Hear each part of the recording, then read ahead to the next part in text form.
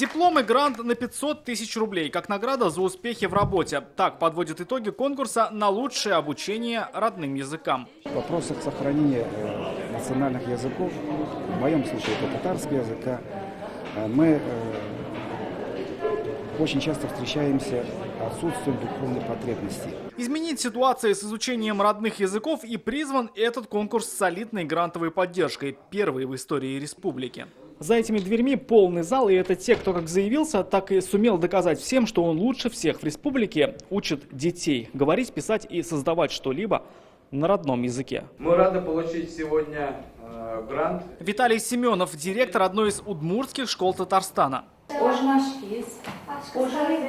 Их школа одна из старейших в республике. Преподают здесь, используя как традиционные, так и современные технологии. Печатаются в газетах, читают электронные учебники. Также мы в школе развиваем во внеурочных занятиях традиции удмуртского народа. Театрализованные постановки ставим. Думаю, все вот это совокупно помогает к изучению удмуртского языка.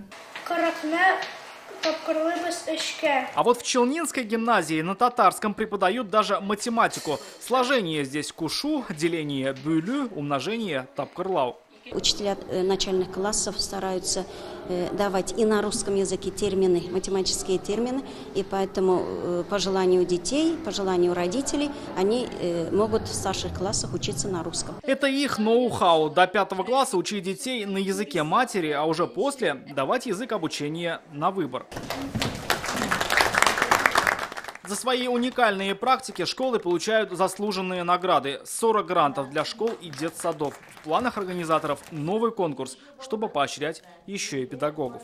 Рамиль Шайдуль, Надель Мендубаев, Ильшат Аюпов, Рамиль Закиев, ТНВ, Татарстан. Закажи рекламу на ТНВ. Телефон в Казани 5 705 100. Көтелмәгән кунак көттөреп кенә интернет челтәрләренә дә килеп җитте. Хәзер бу фильмның барлык серияларын ТНВ.ру сайтында карап була.